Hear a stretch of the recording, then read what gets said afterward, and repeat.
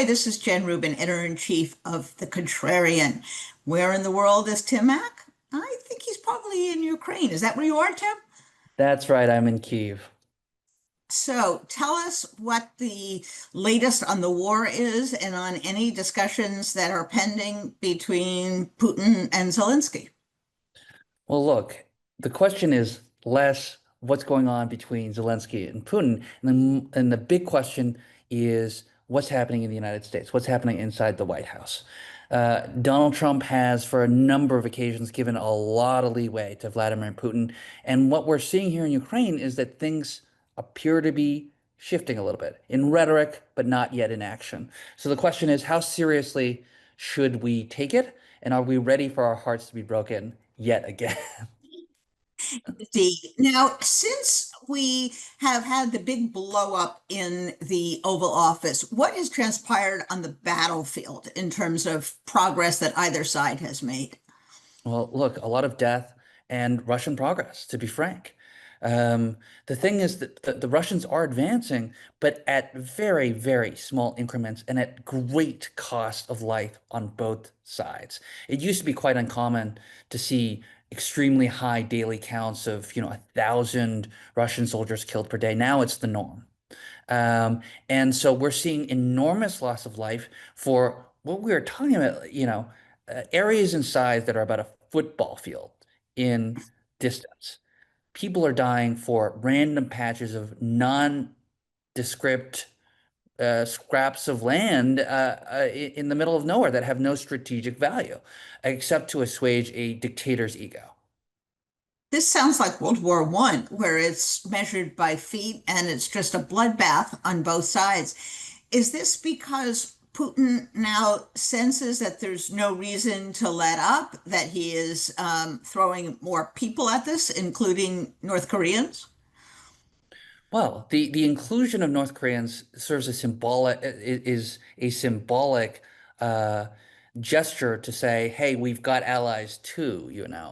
Um, but really, it's a sign of desperation, which is the point I think that's more important, that Russia is running out of people, and that they were not able to sustainably generate manpower for the battlefield.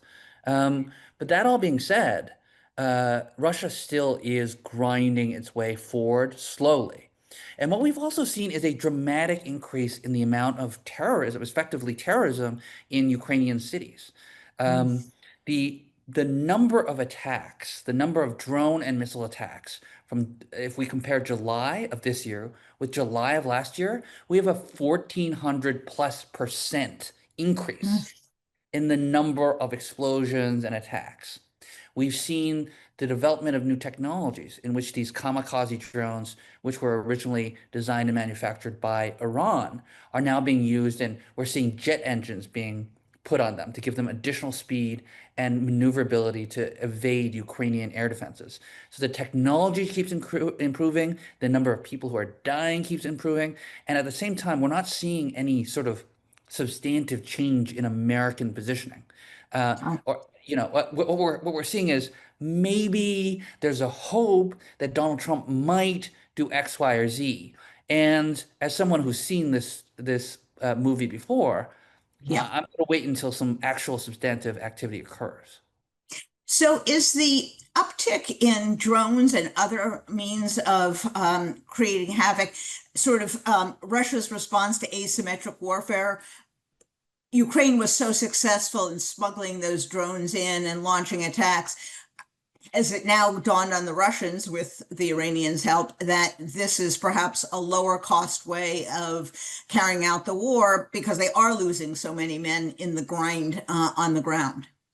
Well, they want to impose as many costs as they can, not just on the front lines, but they understand that like this war isn't going to be won on the front lines. It's not going to be won in the trenches. It's going to be won either diplomatically or as a result of grinding down Ukrainian morale on the home front, such that there's dissent enough that weakens Ukrainian society, right? Those are the only ways in which the front lines are likely to collapse. Um, that the Ukrainians have done too good a job in digging in and creating asymmetric technological concepts for the battlefield, The only way that Russia can win is if Ukrainians turn on each other or if the United States turns on Ukraine. Those are both elements that you could see in the last 6 months, a year, that the Russians have tried to push. They haven't been successful on either. But the more times they terrorize Ukrainian civilians in the middle of the night with explosions and everyone's hiding in their bathrooms, everyone's hiding in their basements, no one's getting any sleep, the more you'll get segments of society saying, man, I want this to be over at Right. almost any cost. We are also seeing, at least in the press in the United States, some evidence that Ukraine is sending missiles, sending drones deeper into Russia, kind of overcoming what was the reticence to go beyond short-term incursions into Russia. How is that playing out, and is that making any dent in Russian defenses and Russian morale? So, like both our previous topic and the current one indicate that the two sides realize they've reached an effective stalemate on the front lines, and that the only way to win is either diplomatically or through such extreme costs on the home front that uh, that the government can't proceed, right? So the difference is that the Ukrainians don't engage in this kind of mass terrorism where apartment buildings are hit and apparently targeted. What you see with the Ukrainians is that they target manufacturers of radios. They target large oil stores and energy stores in Ukraine. And the idea behind that is to weaken the Russian economic situation, make the Right. price of oil and gas and energy go up, make the cost of radios go up, such that it costs so much to engage in the war effort that the Russians, at some point, are not going to be able to sustain itself domestically and economically. It remains remarkable to me that a country as large as Russia, that has as many people as Russia, after all of this time, 2+ years, is still in a stalemate, essentially, grinding, but still essentially in a stalemate against Ukraine. It really speaks to the technology, the morale on the Ukrainian side, and the corruption, incompetence on the Russian side, that Russia is bleeding away, literally and figuratively, thousands upon thousands of people. It is a remarkable imbalance in what would have one expected looking at these two sides on paper. Yeah, John McCain used to say that, and I'm going to butcher his quote, but he used to say something to the effect of how Russia is just a gangster state that runs a gas station. Yeah, Um, and that's what it is. If you look at the economy of Russia, it has an economy no larger than Italy does, despite its vast resources and the expansive territory that it encompasses. It is not a world-class nation economically. When right. people graduate from the best universities in the world, they don't look in the mirror and say, well, I'm on my way to Moscow. And the reason they don't is because there is not genuine prosperity there. There's gangsterism, there's oligarchy, but there isn't entrepreneurship. There isn't creativity that leads to innovation. You see a lot of that in Ukraine, despite the fact that they don't have a lot of resources. In fact, one of the major reasons why Ukraine has even survived is their ability to be creative and to be entrepreneurial. And I think that goes so hand in hand with what a democracy involves is the freedom to think, the freedom to create, the freedom to build. Those things are so tightly interwoven. And in Russian, you don't have those things. You have state directed, and those can be built up for a period, as we saw during the Soviet Union, which beat the United States to space. But in the long term, you can't out innovate a free people. And it's ironic that Donald Trump is looking more and more like Putin in excluding foreigners, trying to boss around academic institutions, running a gangster state. So it should be a warning. There has been talk about a Putin-Zelensky meeting. Do you expect that to happen, or is that just more of the same buzz that's been going on? I don't see that as an imminent outcome. Putin has commented on that. He says that he's, and I hesitate to repeat Kremlin talking points, so I guess I won't. And what I'll say instead is that Putin has said he doesn't want to meet with Zelensky until a deal is almost there. So I wouldn't expect, we don't even have the outlines of a deal. We don't have a framework for discussion. We have two sides that are so far apart that I cannot imagine that Putin and Zelensky will get together in any near-term scenario. I think Zelensky has indicated a willingness to meet with Putin. But here's the thing for Putin. Putin understands that to meet with Zelensky is to validate Zelensky. Yeah, Putin doesn't even acknowledge that Ukraine ought to be a sovereign state. He correct. believes it's part of Russia. And so to meet personally with Zelensky, it would be a humiliation to him in some implicit way, right? It would be an acknowledgement that actually, I'm sitting at the same table with someone whose legitimacy and sovereignty I don't even believe exists.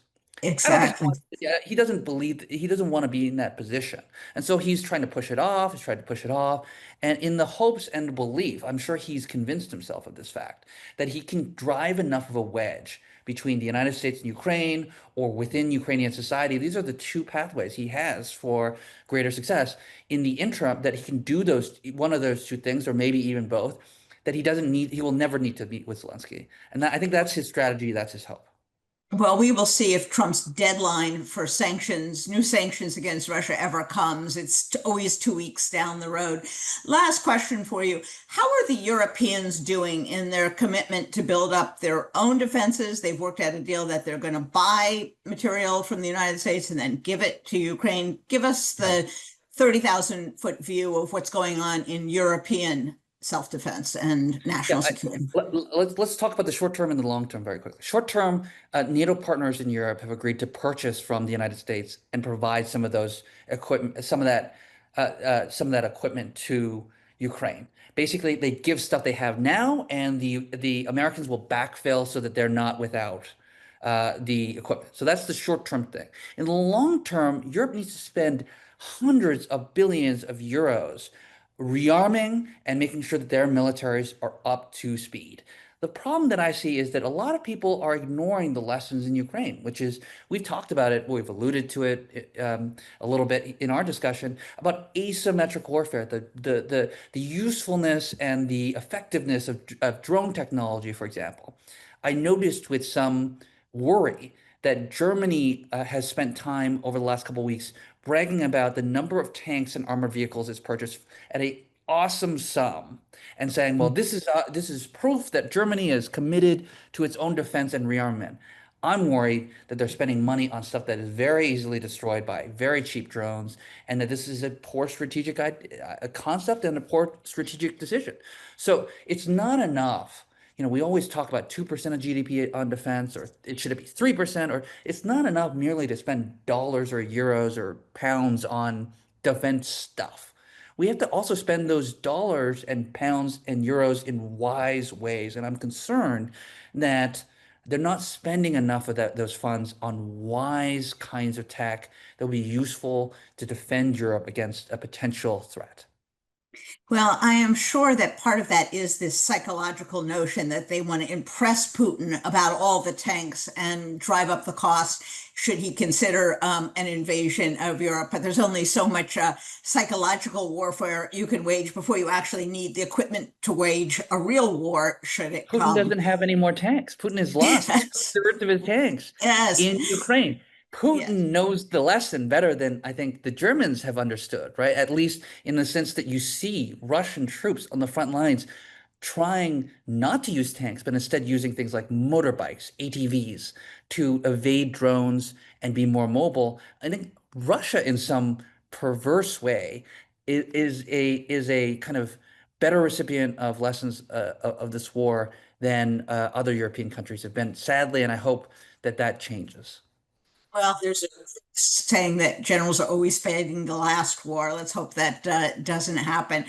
Thank you so much, Tim. There is no one better to give us the nitty-gritty, the detail, the sense of what's going on in the ground, whether it's Europe or Taiwan or Ukraine or anywhere else. So thank you so much for joining us. We'll look forward to next time. Safe travels. Thanks, Jen.